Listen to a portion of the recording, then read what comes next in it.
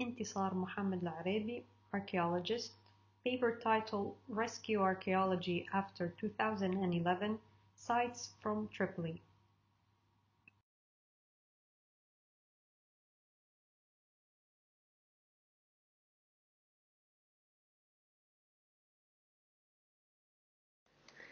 As a result of the lack of security and political instability, all aspects of life in Libya were negatively affected. The cultural heritage, however, paid the biggest toll due to its fragile and non-renewable nature. The aggressive urban development and encroachment have exacerbated the conditions of the archaeological sites, contributing to their removal and destruction. At the same time, failing to control and safeguard by the authorities and relevant civil institutions led to further damage to the archaeological heritage and to the loss of trust between the citizens and those institutions. The lack of awareness by landowners and their fear of confiscation by the Department of Antiquities led to the loss of many archaeological sites through obliteration, smuggling, or destruction. My team, made of researchers from the Tripoli Superintendency, took part in several rescue missions to safeguard sites around Tripoli.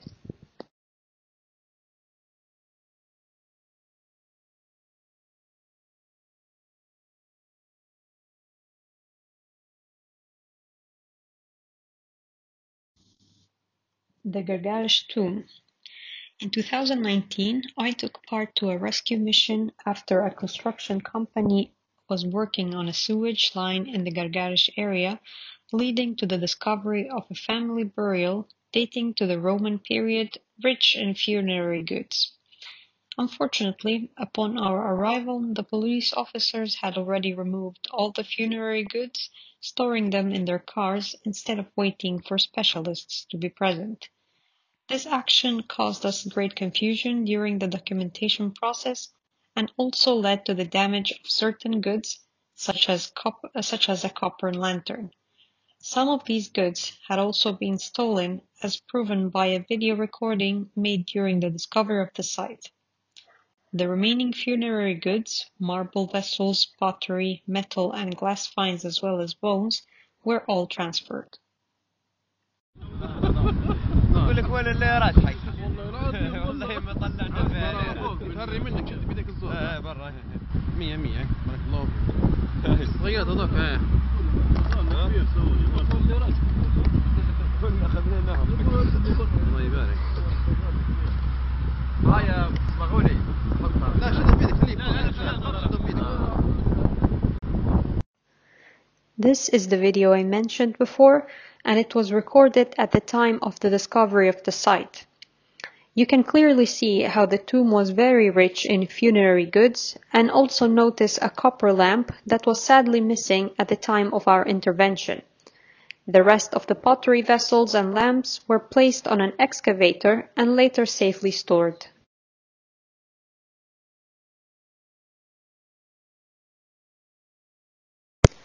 During our intervention, we attempted to reposition the finds in situ.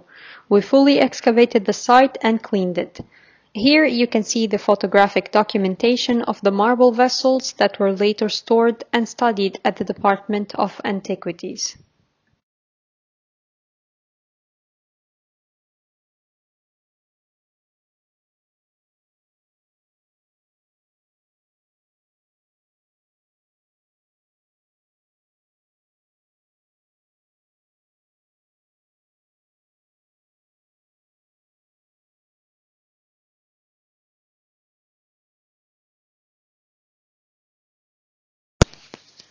During some construction work at the Al-Dahra Sports Club, an ancient tomb dating to the 2nd century AD was discovered.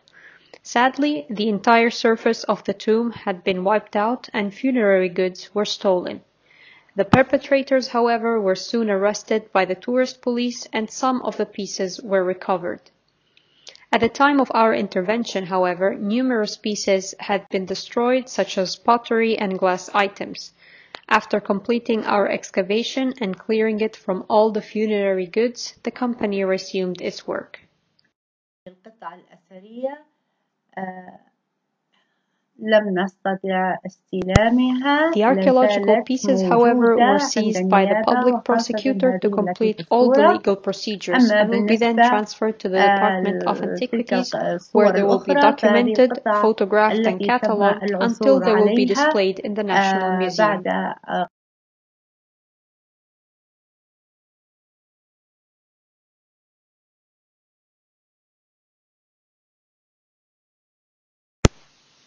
In the city of Tarhuna, there are remains of a very important settlement dating back to the Roman period, rich in mosaic floors that unfortunately were target of a group of criminals that destroyed part of it in search of goods.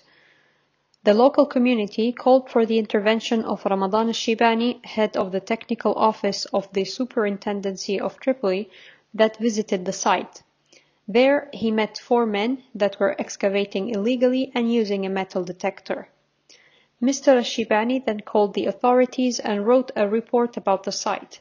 And although the Department of Antiquities visited the site confirming its importance, more than a year and a half passed and we know little about it now.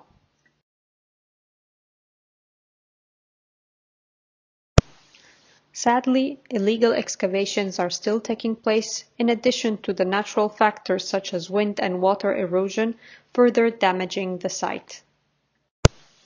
The fragile security situation and continuous conflicts often make it extremely difficult to reach archaeological sites. Another example of rescue archaeology was carried out by non-professionals and in particular by the Aran Kabao organization, formed mostly by architects. They restored both a site and some pottery in Kabao. There was constant communication between our team and their organization, and we aimed to organize a workshop that was made impossible due to the security situation. In February 2022, a rich funerary site was located after illicit excavations. In coordination with the superintendency, the NGO recorded the coordinates of the site and transported the archaeological pieces to a safe storage room and covered again the tombs. In March 2022, I was sent pictures of a damaged site that consisted of a Byzantine church that was later converted into a mosque. Unfortunately, part of the grave goods had been stolen, but in these pictures you can see some of them dating back to the church and the graffiti belonging to the mosque. You can also notice some structural damages. These are pictures from the inside of the mosque, and unfortunately some of the columns have been damaged in search of goods. The site was fully documented and it was decided to backfill it as it required many resources to be protected and fully studied. In Libya, we are in need of more teams as the one I am part of due to the dire safety situation, and more cooperation with the civil society to protect the cultural heritage. Finally, some recommendations. The Department of Antiquities must put into practice the decree by which no construction is allowed until it is made sure that the site is free of any archaeological traces, with the executing authority reporting in case of suspicion of the presence of any archaeological feature. This decree was activated lately only for mosque construction sites. Activating the tourist police and antiquities protection and making continuous field visits to the sites located in remote places. Involve civil society organizations in contributing to the protection of heritage by training them through courses and workshops on how to preserve and protect the heritage. This has been done already by the museum in a suitcase team.